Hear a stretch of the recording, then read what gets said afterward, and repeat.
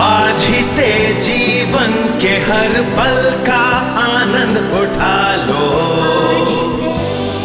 आज ही से मन की एक नई शांति पालो।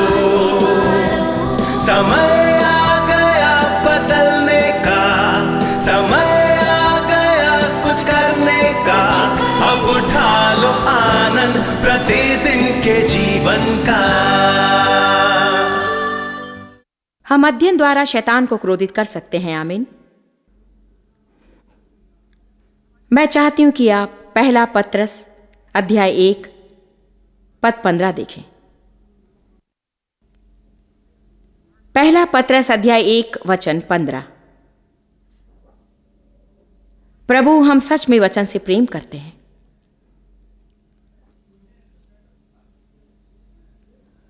पहला पत्रस 1:15 कहता है, जैसे तुम्हारा बुलाने वाला पवित्र है, वैसे ही तुम भी अपने सारे चाल चलन में पवित्र बनो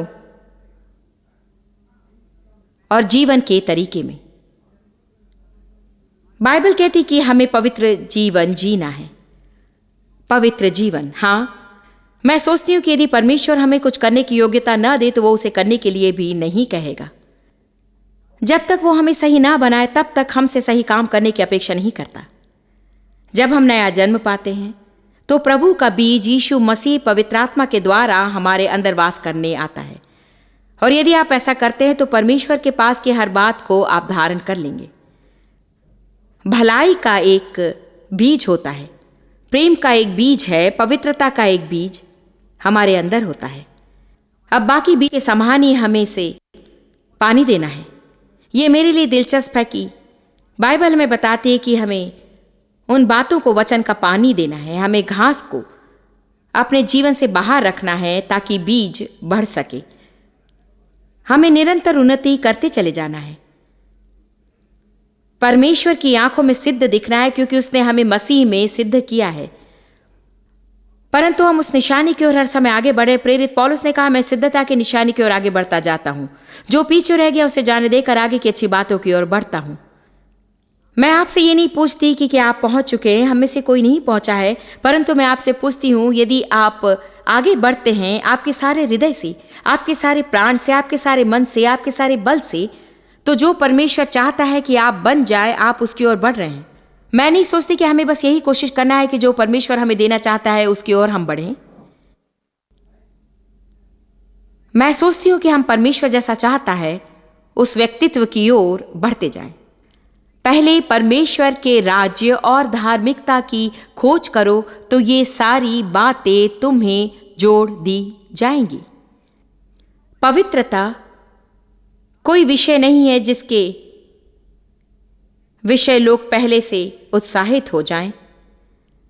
जब हम पवित्रता के विषय में बातें करते हैं तो मानो ऐसा विचार आता है, हाँ, यदि मैं पवित्र जीवन जीऊंगी तो शायद मैं कभी ऐसे काम नहीं करूंगी जिसमें आनंद हो।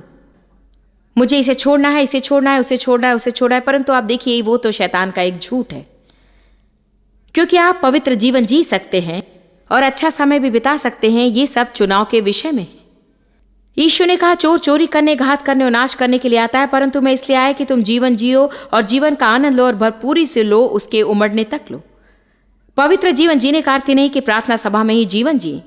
पवित्र जीवन जीने का यह अर्थ नहीं कि आप हर समय वचन को छोड़कर और कुछ भी ना कहें। हम संसार में हैं और हम इतने अधिक आत्मिक नहीं होना चाहते कि हम इस पृथ्वी पर किसी के लिए भी भले ना हों। हमें संसार में रहना है पर उसका नहीं होना है। अधिकांश मसीही ऐसे जीते हैं मानो वे इसमें नहीं परंतु फिर भी उसके हैं। वे ऐसे काम करते मानो वे उठते हैं और सारा दिन महिमा के बादल में तैरते और हालेलुया कोरस गाते हैं और उन्हें उनके आत्मिक सम्मान और उनकी सामग्री मिल चुकी है, परंतु यदि हम सच में उसे देखें तो उन्हें उनकी वस्तुएं नहीं मिली हैं। आपसे एक कहानी कहती हूं जिसके विषय में विश्वास करती हूं कि वो सच में अच्छा उदाहरण है। हमें संसार में रहना है परंतु संसार का नहीं होना है। यह उदाहरण तो पनडुब्बी को देखने के द्वारा है। पनडुब्बी पानी में होती है परंतु पानी की नहीं। यदि वो जमीन पर हो तो वो पानी से बाहर है तो उसका कोई उद्देश्य नहीं, वो अपना काम नहीं कर रही है। देखिए, यदि हम कलीसिया में रहें तो हम हमारे उद्देश्य को पूरा नहीं कर रहे, नहीं, हमें संसार में जाना है। यदि मैं कुछ भी ना करूं परंतु मेरे मित्रों के साथ ही रहूं या 4 करीबी मसीह मित्रों के साथ रहूं और हम बस प्रार्थना करें और बाइबल स्टडीज में जाएं और एक दूसरे के सामने हर समय वचन कहते रहें, तो हम हमारा उद्देश्य पूरा नहीं कर रहे। ये शायद मुझे खुश रखे परंतु मैं किसी की मदद नहीं कर रही हूं। तो जब परमेश्वर कहता है कि हमें एक अलग किया गया जीवन जीना है तो हमें उसे समझ लेना चाहिए। इसका ये अर्थ नहीं कि जो मसीह नहीं उन्हें हम अनदेखा करें। यीशु वेश्याओं के साथ भोजन करता है, चुंगी लेने वालों के साथ में, पापियों के साथ भोजन करता था, परंतु उसने हमेशा निश्चित किया कि वो उन पर प्रभाव डाल रहा है और वे उस पर प्रभाव नहीं डाल रहे हैं।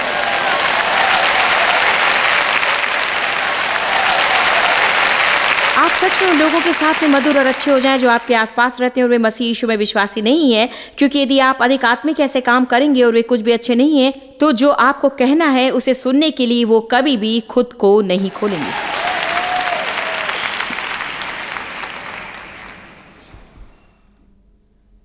पनडुब्बी यदि वो जमीन पर रहे तो उसका कोई उद्देश्य नहीं और वो अपना उद्देश्य पूरा नहीं कर रही, परंतु जब वो पानी में रहती है तो जरूरी है कि वो पानी रोधक हो और पानी से दूर ना हो।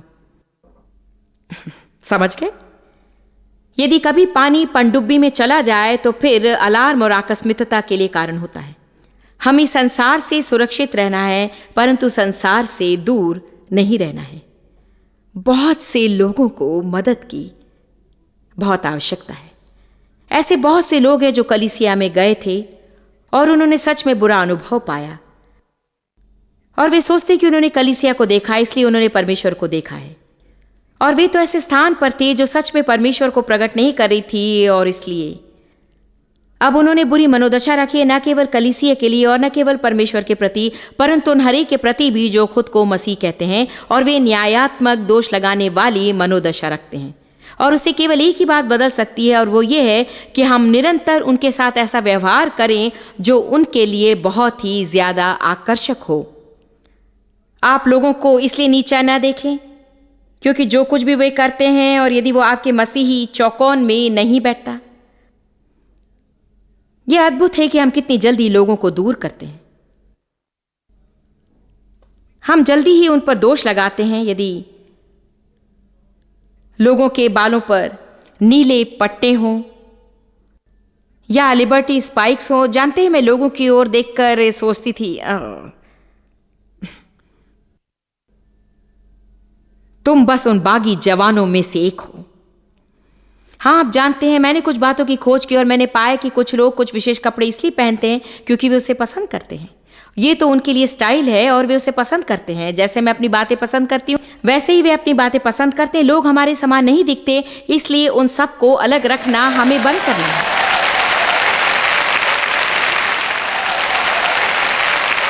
जानते हैं हमें क्या करना चाहिए? हमें लोगों को हमारी चौकोर में शामिल करना चाहिए, क्योंकि हम में से बहुत से लोग विशेष हो गए हैं। हमें उन लोगों के साथ मिलकर रहना है जो बस हमारे समान है। यीशु ने 3 वर्ष के कम समय में ही पूरे संसार पर ऐसा प्रभाव डाला है जो कभी खत्म नहीं हुआ। उसके चेले 12 मनुष्य, उन्होंने समाज पर कभी खत्म ना होने वाला प्रभाव डाला है। और मैं सोचती हूँ कि हमें खुद ये प्रश्न समय समय पर पूछना है कि मैं मेरे संसार पर कैसा प्रभाव डाल रहा हूँ, मैं लोगों पर किस तरह का प्रभाव डाल रहा हूँ। हम बाकी लोगों के समान होना नहीं चाहते हैं, परंतु हम उन्हें दूर करना भी नहीं चाहते। हाँ, निश्चय ही पूरे संसार के लोगों की सेवा करने की कोशिश करना है तो आपको परमेश्वर में मजबूत होना है और आपको कुछ ऐसे समर्पण करने हैं। यदि आप ऐसा ना करें तो शायद आप ऐसी कुछ बातों में फंस जाएंगे जिनके साथ आपका कोई लेना देना नहीं है। यदि आप मजबूत नहीं हैं तो आप समझौता करना शुरू करेंगे। इसीलिए आपको वो कुछ बातें सीखनी है जो मैं आज आपको पवित्र जीवन और परमेश्वर के भय में जीने के विषय सिखाऊंगी। जैसा मैंने कहा कि पवित्रता तो आज बहुत से लोगों के लिए बहुत विख्यात विषय नहीं है, लेकिन परमेश्वर के लिए है। वो पवित्र परमेश्वर है और मेरा विश्वास है कि आज मसीही लोगों में कुछ बेकार की बातें हो रही हैं। उसका एक कारण है कि हम पवित्रता के विषय बहुत प्रचार नहीं कर रहे। जानते हैं, हमने पिछले 6 महीनों में देखा है, मतलब मुझे व्यक्तिगत रूप से बहुत सी बातों के साथ में व्यवहार करना पड़ा। मैं बस वही कर सकती थी। आज भी जब मैं उसके विषय सोचती हूँ तो मैं बस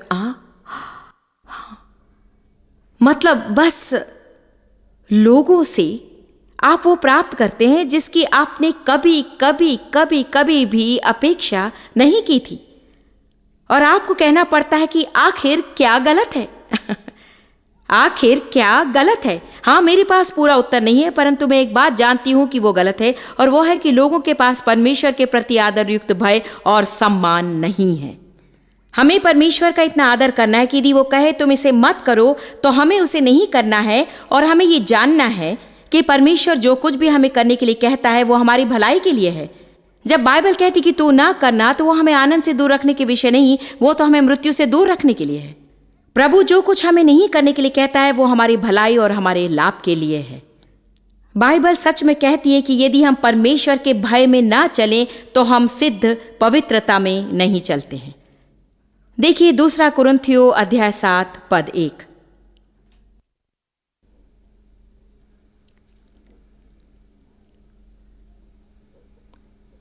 दूसरा कुरिन्थियों अध्याय 7 वचन 1।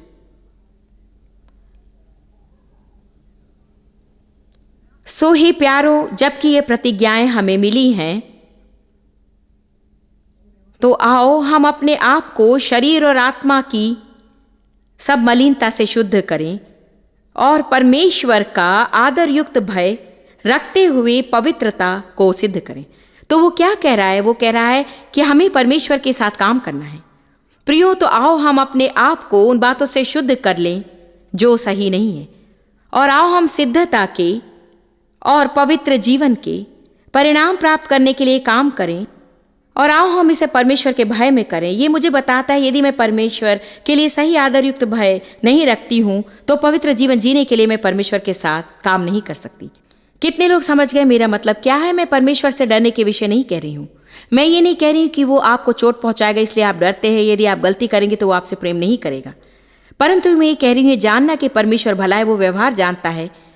हम किसी पोस्टमैन या डाकिया से व्यवहार नहीं कर रहे हैं, और यदि परमेश्वर कुछ कहता है तो हमें उसका आदर रखने के लिए उसे करना है। यदि मैं अपने हृदय में जानती हूँ कि परमेश्वर मुझे कुछ करने के लिए मना कर रहा है, जानते हैं, तो मुझे इसे समझने की जरूरत भी नहीं कि क्यों। जब बच्चे माता पिता से पूछना शुरू करते हैं कि क्यों क्यों क्यों, तो वे क्या कहते हैं? तुम्हें इसे इसलिए करना है क्योंकि मैंने कहा है। जानते हैं हमें सब बातों के लिए क्यों समझने की जरूरत नहीं है। मुझे नहीं मालूम कि अब वे सेना में किस रीति से व्यवहार करते, परंतु मैं जानती हूँ कि जब मेरे पति सेना में थे, ये तो तब की बात है जब यह अनिवार्य था और सबको जाना ही होता था, जिसके विषय मैं सोचती हूँ अच्छा था वे वहाँ पर ऐसा प्रशिक्षण प्राप्त करते हैं जो शायद वे जीवन में कहीं और नहीं प्राप्त कर सकते हैं। आज्ञाकारिता में प्रशिक्षण, ऐसा प्रशिक्षण जिसमें अधिकारियों ने जो कहा उसे तुरंत करना, अधिकारियों के लिए कुछ आदर रहता था। और आज बहुत से लोग बढ़ चुके हैं और उनके पास उसमें से कुछ भी नहीं। वे अपने माता पिता का, बॉस का, अपनी सरकार का, कलीसिया का, उनके अधिकारी गणों का किसी का आदर नहीं करते, और ये हमारे समाज को खत्म कर रहा है। कोई नहीं चाहता कि कोई उन्हें ये बताए कि उन्हें क्या करना है, और हर कोई सोचता है कि उन्हें सब कुछ मालूम है, और फिर भी बहुत से लोग कुछ भी नहीं जानते। ये हमें आदर न करने की मनोदशा देता है। परंतु डेव ने मुझे बताया था कि वे उनसे कौन से मूर्खता के काम करवाते हैं, ऐसे काम और ऐसी बातें जो उन्हें क्रोधित करती हैं, और ऐसी बातें जिनका कोई अर्थ नहीं होता।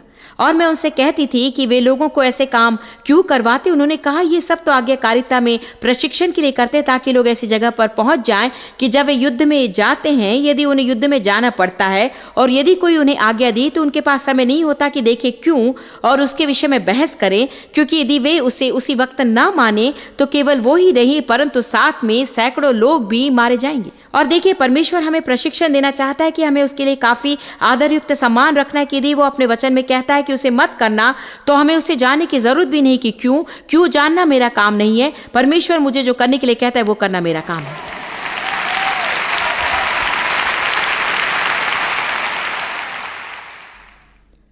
हम इसे नहीं निकालेंगे, परंतु रोमियो 3:18 में बाइबल ऐसे लोगों के विषय बताती है जो निकम्मा जीवन जी रहे हैं। वे उस तरह से इसलिए जीते हैं क्योंकि उनके पास परमेश्वर के लिए आदरयुक्त भय नहीं है। नीति वचन 1:7 कहता है, परमेश्वर के आदरयुक्त और आराधना से भरा हुआ भय रखना सारे ज्ञान का आरंभ है। जब तक कि हम परमेश्वर के आदरयुक्त और आराधना से भरा हुआ भय न रखेंगे तो हम सच में कुछ भी नहीं जानते। मैं चाहती हूँ कि आप मेरे साथ देखिए सबोपदेशक अध्याय 12।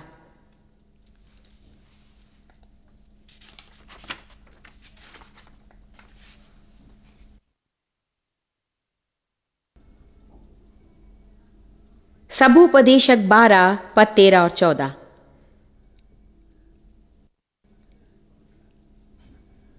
अब सबसे पहले आपको सबूपदेशक समझना है कि खुश रखने की कोशिश करने के लिए दूसरे व्यक्ति जो कुछ कर सकते हैं वो सब करने की कोशिश सुलेमान ने की थी और उसने गलत दिशा से शुरू किया। उसने आरंभ अच्छा किया था। जब प्रभु ने उसे पूछा कि उसे क्या चाहिए, उसने कहा मुझे बुद्धि दे। इसलिए सुलेमान के पास दूसरों से अधिक बुद्धि थी और जबकि उसके पास अधिक बुद्धि थी, उसने शुरू में परमेश्वर का अद्भुत सही भय रखा था, परंतु वो दूर चला गया और उसने खुद को खुश रखने के लिए सब कुछ करने की कोशिश की और खुद के लिए महल बनाए और सब तरह की पत्नियां रखी और उसके पास पैसा था और उसके पास वस्तुएं थी और फिर भी वो दयनीय था। और सच में सबूपदेशक पढ़ना तो अच्छा है, क्योंकि आप देखिए जिन बहुत सी बातों को करने के लिए हम अपना समय बिताते हैं वो तो व्यर्थ है और हमें कहीं नहीं ले जाते हैं। इसलिए वो किताब के अंत में आता है, आखिर के 2 वचन बचे हैं और वो कहता है सब कुछ सुना गया। अंत की बात यह है कि परमेश्वर का भय मान, आदर और आराधना कर, ये जानते हुए कि वो है, और उसकी आज्ञाओं का पालन कर, क्योंकि मनुष्य की सृष्टि का संपूर्ण और असली उद्देश्य यही है। हमारी सृष्टि का यही उद्देश्य था कि हम परमेश्वर की आज्ञा माने और उसे महिमा दें। परमेश्वर की दूरदृष्टि का भाग सारे चरित्र की जड़, चरित्र का निर्माण कैसे होता है। परमेश्वर जो हमें करने के लिए कहता है उसे विशेषकर जब वो अच्छा महसूस नहीं होता है तब उसे करना।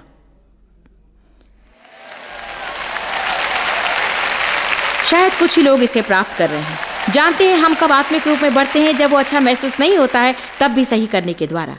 जब मैं उस जगह पहुंच जाती हूं जहां परमेश्वर जो कुछ कहता है उसे मैं करती हूं, क्योंकि मैं अब उस जगह तक पहुंच चुकी हूं जहां मैं उसका आनंद लेती हूं, उसकी आज्ञा मानना अच्छा महसूस होता है।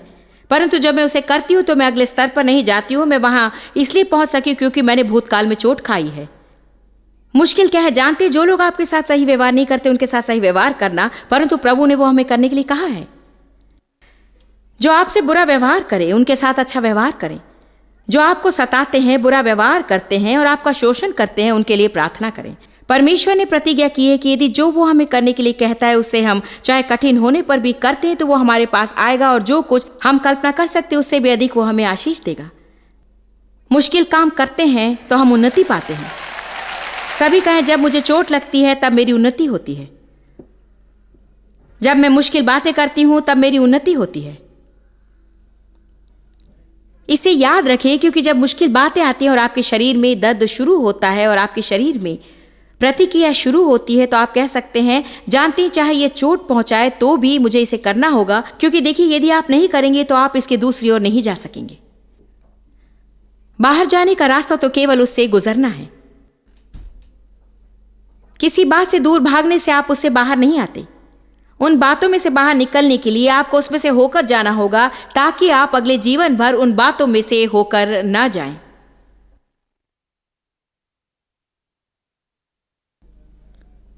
वो कहता ये सब चरित्र की जड़ है। परमेश्वर की आज्ञा माने, क्योंकि हमारे पास उसके लिए सही भय है, वही तो सब चरित्र की जड़ है और सारी खुशी की नींव है। और जीवन में सब प्रकार की परिस्थितियों में बदलाव लाना है। जानते इसका अर्थ क्या है? जैसे हम उसका भय मानते हैं और उसकी आज्ञाएं मानते हैं तो हमारे जीवन की हर एक गलत बात सही हो जाएंगी और उनमें बदलाव अवश्य लाए जाएंगे। यदि आप परमेश्वर की आज्ञा मानना शुरू कर दें तो आपके जीवन में सब कुछ ठीक हो जाएगा। और यह अद्भुत है। मैं इस समस्या को कैसे दूर करूं? परमेश्वर की आज्ञा माने। मैं इस समस्या को कैसे दूर करूं? प्रभु की आज्ञा माने। मेरे धन के विषय में क्या? प्रभु की आज्ञा माने। जैसे वो कहता है वैसे दशमांश दें और भेंट लेकर आएं। और जिन वस्तुओं को आपको खरीदना नहीं चाहिए उन्हें आप ना खरीदें। खुद को अनुशासित करें। जो वो करने के लिए कहता है करें और आपका जीवन अच्छा होगा। सारी विपरीत परिस्थिति और सूरज के नीचे की हर परिस्थिति में बदलाव लाएं, क्योंकि हर मनुष्य का संपूर्ण कर्तव्य यही है। अब देखिए वचन 14, क्योंकि परमेश्वर सब कामों और सब गुप्त बातों का, चाहे वे भली हो या बुरी हो, न्याय करेगा। मैं सोचती हूँ कि कलीसिया में हम एक ऐसे समय में आए हैं, सच में मैं विश्वास करती हूँ कि अब हम प्रकट होने के समय में हैं। क्या कोई इतना दयालु हो गया कि देखे कि शायद ये कुछ स्थानों पर थोड़ा देख लें? मेरा विश्वास है कि हम ऐसे समय में हैं जहां परमेश्वर व्यवहार कर रहा है। मेरा विश्वास है कि 9/11 हमारे देश के लिए चेतावनी थी। ओ, जब वो 2 टावर गिरा दिए गए तो कितनी जल्दी परमेश्वर से प्रेम करने लगे। मतलब जहां कहीं आप गए तो आपने ये चिन्ह देखे। परमेश्वर अमेरिका को आशीष दे। हमें उन चिन्हों को बदलना है और उन्हें यह कहना है कि अमेरिका परमेश्वर को धन्य कहे।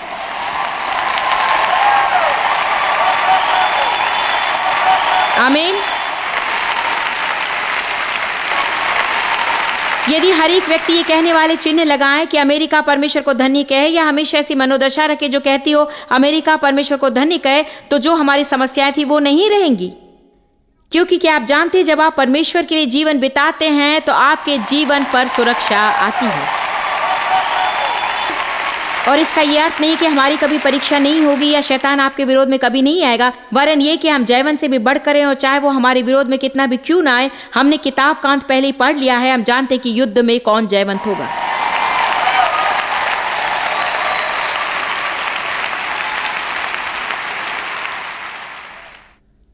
परंतु अमेरिका इस्राएल के समान हो गया। हम इतने आशीषित हुए हैं कि हम परमेश्वर से दूर भटकने लगे। और जब हमारी समस्याएं शुरू हुई तो हर एक व्यक्ति ने चिन्ह लगा लिए कि परमेश्वर अमेरिका को आशीष दे। सामान्यतः समाचार वाले टीवी पर परमेश्वर के विषय बातें नहीं करते, परंतु जब वो हुआ सब कह रहे थे प्रार्थना कर। हर राजनीतिक नेता कह रहा था प्रार्थना करें। हर न्यूज एंकर कह रहा था प्रार्थना करें।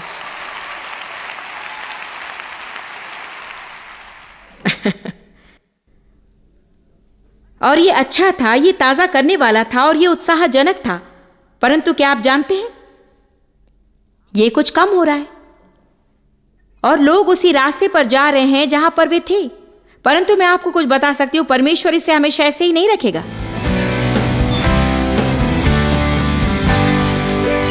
यीशु ने कहा, यदि तुम मुझसे प्रेम करते हो तो मेरी आज्ञाएं मानोगे। मैं आपको प्रोत्साहित करती हूं कि जब आप परमेश्वर से प्रेम करते हैं तो सही काम करने की लगन से कोशिश करें, इसलिए नहीं कि आप उससे कुछ प्राप्त करें।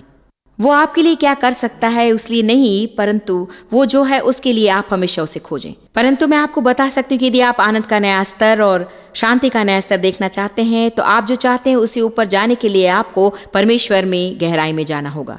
ये सारी जानकारी ले मैं अंतिम शब्दों के साथ वापस आऊंगी, जो कि एक गवाही है जिसका आप आनंद अवश्य उठाएंगे।